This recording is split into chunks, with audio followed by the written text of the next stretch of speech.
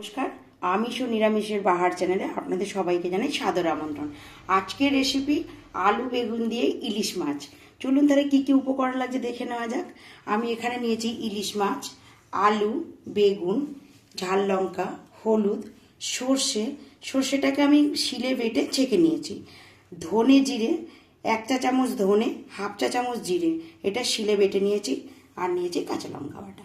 নুন হলুদটা মেখে নেব।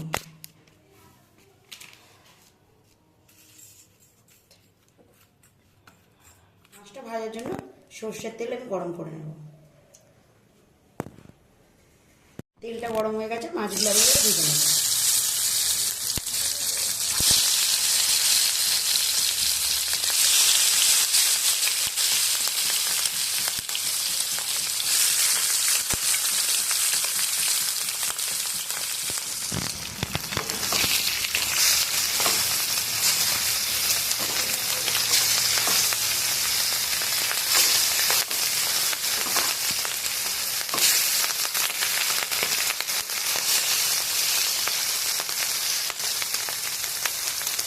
এইভাবে আমি সমস্ত মাছগুলো ভেজে তুলে নেব। ভেজে নেওয়ার একই তেলেতে আলু আর বেগুনগুলো আমি ভেজে নেব।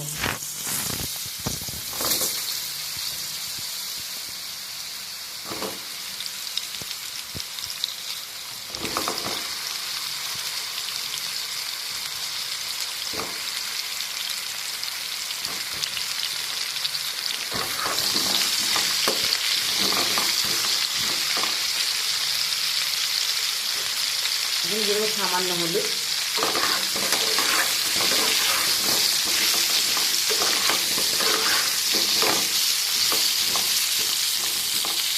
ভেজে নেওয়ার এই পর্যায়ে বেগুনগুলো দিয়ে দেবো। এখানে দিয়ে দেবো সামান্য নুন,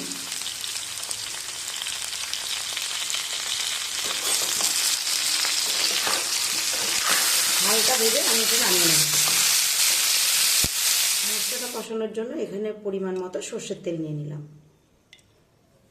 তেলটা গরম হয়ে গেলে এখানে অ্যাড করবো 5 ফোড়ন। তেলটা গরম হয়ে গেছে, আমি এখানে দিয়ে দেবো 5 ফোড়ন।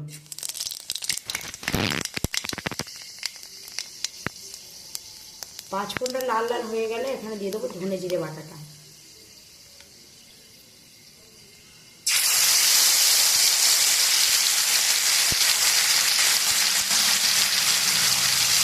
দিয়ে দেবো সামান্য কাঁচা লঙ্কা বাটা।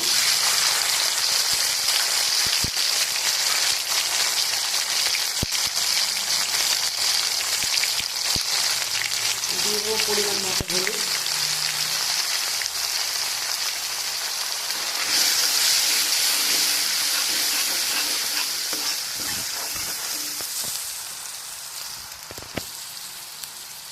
বেটে নেওয়া সর্ষেটা দিয়ে দেবো। এখানে আমি 2 টেবিল চামচ সর্ষে নিয়েছিলাম।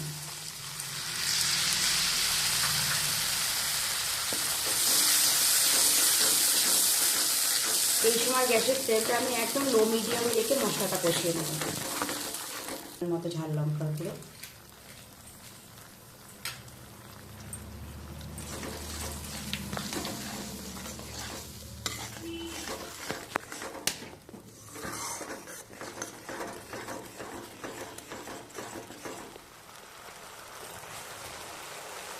মশলাটা কষে নেওয়ার এই পর্যায়ে আমি আলু বা বেগুন ভাজাটা এখানে দিয়ে দেব।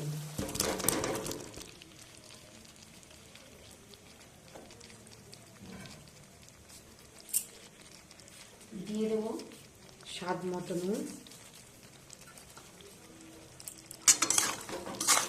দিয়ে কষিয়ে নেব।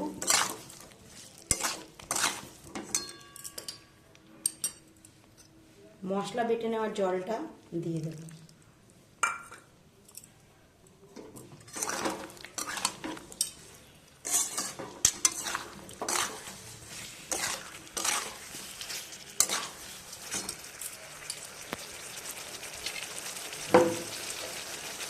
মশলাটা ঢাকা দিয়ে একটু কষিয়ে নেব। আলু বেগুনের সাথে মশলাটা কষে নেওয়া হয়ে গেছে, আমি এখানে দেব পরিমাণ মতো জল।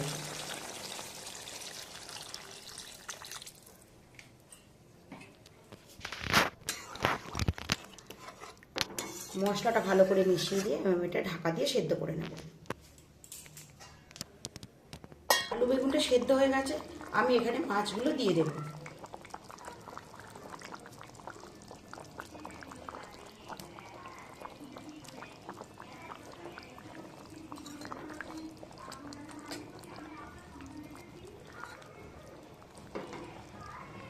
ঢাকা দিয়ে 5 মিনিট আমি ফুটিয়ে নেব, নিয়ে নামিয়ে নেব। মাছটা 5 মিনিট ফোটানো হয়ে গেছে, এটাকে আমি এবার নামিয়ে নেব। আজকের রেসিপিটা এখানেই শেষ করলাম। আজকের রেসিপি আপনাদের কেমন লেগেছে অবশ্যই কমেন্টে জানাবেন। ভিডিওটি স্ক্রিপ্ট না করে প্রথম থেকে শেষ পর্যন্ত দেখে যাবেন। ভালো লেগে থাকলে লাইক, শেয়ার, কমেন্ট, সাবস্ক্রাইব করতে ভুলবেন না। পাশে থাকা বেল আইকনটি অবশ্যই প্রেস করে দেবেন। আবারও ফিরে আসছি নতুন কোনো ভিডিওতে। ততক্ষণ ভালো থাকবেন, সুস্থ থাকবেন। ধন্যবাদ।